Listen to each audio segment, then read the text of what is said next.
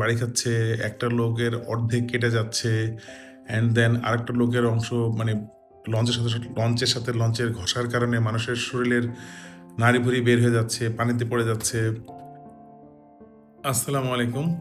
২০২৬ সালের রোজার মাস চলছে এবং ঈদ খুব সন্নিকটে। আগামী ২-১ দিনের মধ্যে ঈদ হবে। কিন্তু মনটা খুবই খারাপ। গতকালকের একটা ঘটনায় বলে যে সবাই স্বপ্ন যাবে বাড়ি।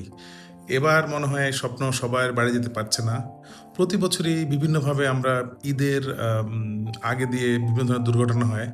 বাট এবারের দুর্ঘটনাটা না একটু মানে ডিফারেন্ট ধরনের। মানে ভিডিওর মধ্যে দেখলাম একটা লঞ্চের সাথে বাড়ি খাচ্ছে, একটা লোকের অর্ধেক কেটে যাচ্ছে অ্যান্ড দেন আরেকটা লোকের অংশ মানে লঞ্চের ঘষার কারণে মানুষের শরীরের নাড়িভুড়ি বের হয়ে যাচ্ছে, পানিতে পড়ে যাচ্ছে।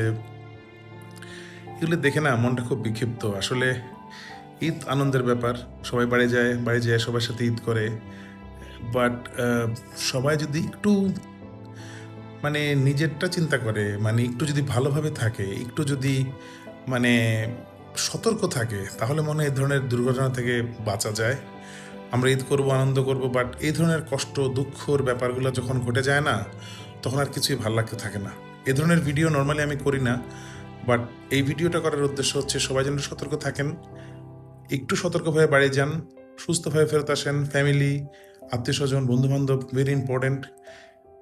এরা আপনি হঠাৎ করে হারিয়ে গেলে সবার জন্য হঠাৎ করে খুব কষ্টের মধ্যে পড়ে যায়। চেষ্টা করবেন ভালো থাকার, সুস্থ থাকার, সুন্দরভাবে বাড়ি ফেরার। ধন্যবাদ সকলকে। আসসালামু আলাইকুম।